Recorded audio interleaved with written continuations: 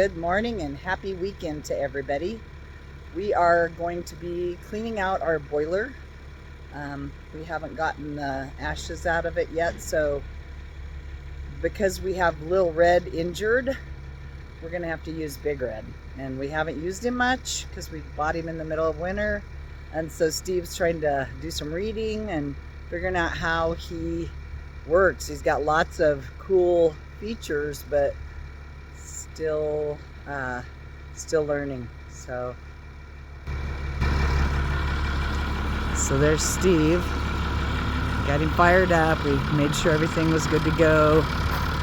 Checked the oil. Probably needs an oil change, but we're going to use him to scoop ashes into, and that way our boiler can run better, because right now we feel like we've waited too long probably to clean it out, and it's got some creosote built up, and so we're gonna get it all scrubbed up today.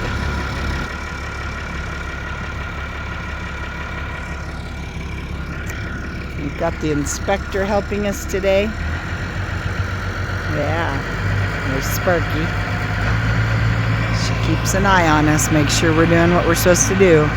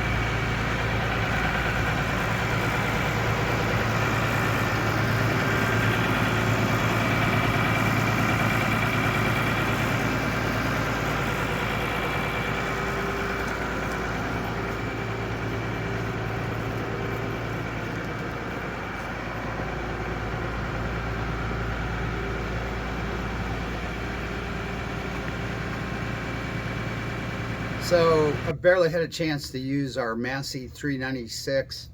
So far, it's so much easier to use than the John Deere as far as controlling it. I'm sure the John Deere would be great for just plowing a field that has set at a high RPM, and I don't know how to change it. I'm not a mechanic, and so just the little bit I've got to use this tractor, I'm loving it. All right. It's also easier to get into too. Yeah, easier to get in. You ever got up in there? I haven't. You ought to step up and just sit in the seat and look around. Okay. It looks so much bigger than Johnny, or I mean than Lil Red. We're gonna so much bigger. Yeah. You know, like when you're driving it in here, I was like, oh my God, it's huge compared to Lil Red. So what we're gonna do too is we're gonna use the bucket then to scoop the hot ashes into to clean out our boiler. The door had quite a bit of creosote buildup. I've already scraped some off with my straight edge shovel, but you can see, I don't know if you can see, but in here there's mostly ash, still some chunks though. It's hard to get them all burned down so we can get rid of them.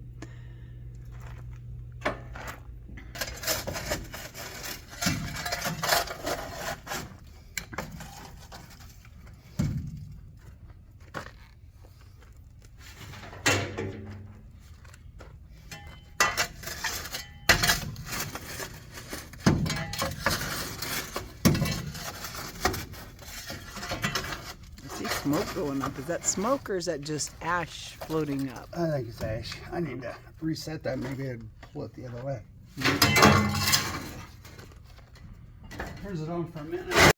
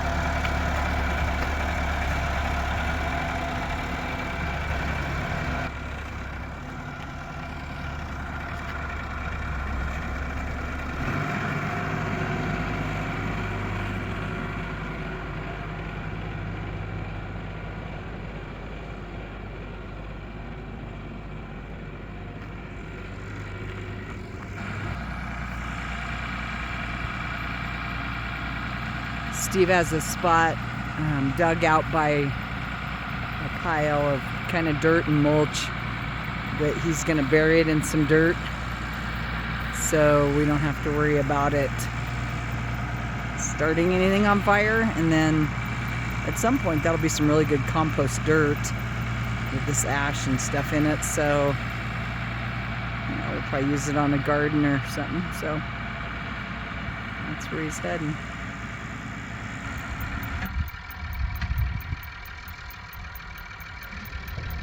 He dumped it and now he's covering it up. He's not used this tractor to dig or anything like that yet, so it's all new to him. Looks like he's doing okay. He's kind of a natural at stuff like that, I think. Should have been a farmer.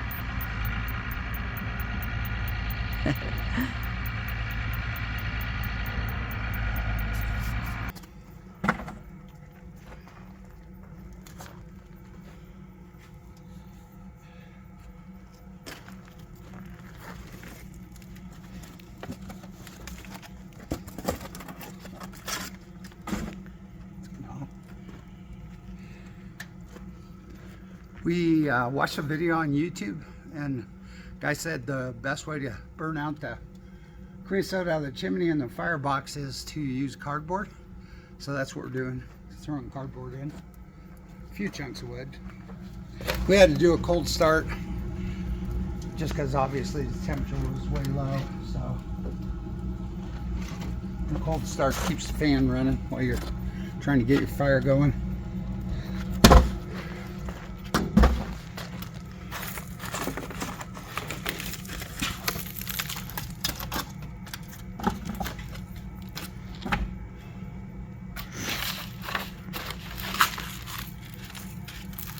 So we try to get this burning really hot.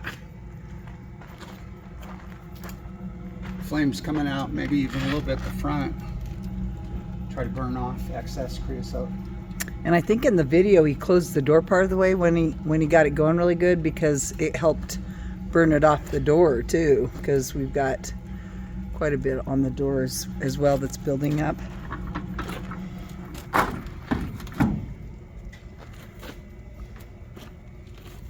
I don't think he closed it all the way though, did he? He just closed it part of the way. Well, I'm going to use it to control the flames so they don't go Right. too high. Okay. If we can get them to come out here. Yeah. You can throw some kindling in there. Okay. So we're not 100% convinced that the cardboard box thing worked. I think it burned off quite a bit of creosote, but it also created a cloud of smoke in our garage. So I don't know. What do you think, Steve? I think it's a good idea. It'd be better if the boiler was outside. Yeah. We have it in the building, so might not be the best method. Or if we had an exhaust fan. We're thinking about putting one right up there so we can pull any of the smoke out. Yeah, pull it directly. Yeah.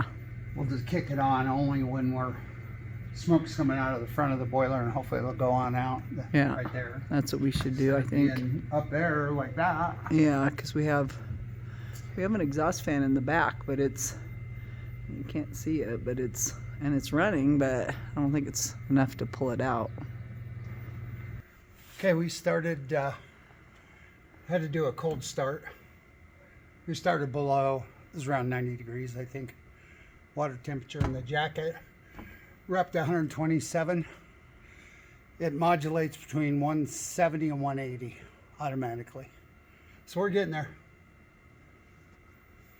Probably good that we got it cleaned out, huh? Oh, I mean, yeah. like, I think it'll run better now. Yeah, and I learned some things there. Cool. To stir more often. Yeah, all right. The coals. Thanks for watching. Yeah, mission accomplished, huh? Yep.